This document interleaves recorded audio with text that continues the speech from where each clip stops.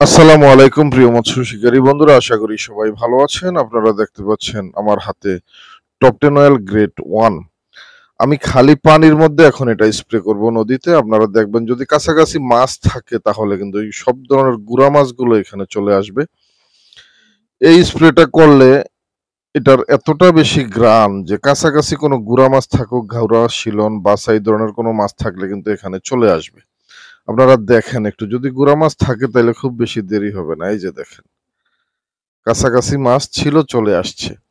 এই গুড়া মাছগুলোর মধ্যে প্রায় 2-3 আইটেমের মাছ আছে। এখানে আছে আমাদের যেই দেশীয় ভাষায় আমরা বলি সেবলি মাছ, তারপর পুঁটি মাছ, আর হচ্ছে কাড়াইরা মাছ। এই 3 জাতের মাছ এখানে আমি দেখতে পাচ্ছি। এই যে আপনারা দেখেন, আমি আস্তে আস্তে স্প্রেটা করছি আর মাছগুলা কিন্তু বেড়েই চলছে ধীরে ধীরে। আমি নদীর মধ্যে একটা জায়গায় বসছি আজকে চিংড়ি মাছ ধরার জন্য, একটা জাহাজের পাশে। এই যে আমার সামনে দেখতে পাচ্ছেন একটা জাহাজ, বালুর বলগেট, এটার পাশেই আমি বসছি এখানে মাছ ধরার জন্য। এখানে কিন্তু শুরু থেকে কোনো মাছ ছিল না, আপনারা শুরু থেকে ভিডিওটা ভালোভাবে দেখবেন। একটা মাছও কিন্তু কাছাকাছি ছিল না, আমি দেখি নাই। কিন্তু স্প্রেটা করার পর পর দেখেন মাছগুলা কিভাবে চলে আসছে। উপরের লেয়ারের যে মাছগুলা, এগুলা হচ্ছে সেবলি মাছ।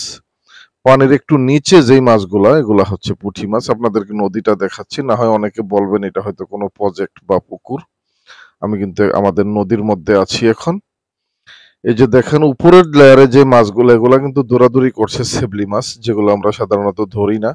কিন্তু নিচের লেয়ারে 4-6 ইঞ্চি 8 ইঞ্চির নিচে যেই মাছগুলা দেখতে পাচ্ছেন, এগুলা সম্পূর্ণ পুঁটি মাছ। উপরের লেয়ারে কিন্তু কাটাইরা মাছও আছে। আমি দেখছি বিভিন্ন কোয়ালিটির মাছ, এখানে প্রায় 3 আইটেমের মাছ আসছে।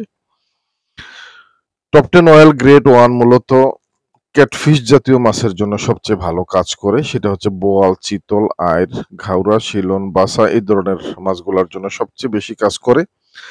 আপনারা যদি সাধারণ টোপ দিয়েও ধরেন, সেখানে স্প্রে করলেও কাজ করবে, অথবা পচা টোপ যেগুলো আছে, যেগুলো মাছ পচা বা অন্যান্য পচা ভুঁড়ি নাড়ি যত কিছুই হোক, যেটাই করেন আপনারা, সেটা সেখানে যদি একটু ভালো করে স্প্রে করে ফেলতে পারেন নদীতে, তাহলে কাছাকাছি মাছ থাকলে কিন্তু হিট মিস হবে না।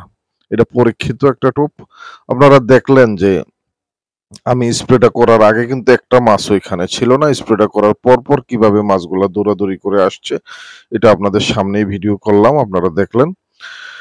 টপ 10 অয়েল গ্রেড 2 বাংলা সব ধরনের মাছের জন্য কাজ করে, কিন্তু গ্রেড 1 শুধু ক্যাটফিশ জাতীয় মাছের জন্য সবচেয়ে বেশি কাজ করে। ভালো থাকবেন সবাই, আল্লাহ হাফেজ।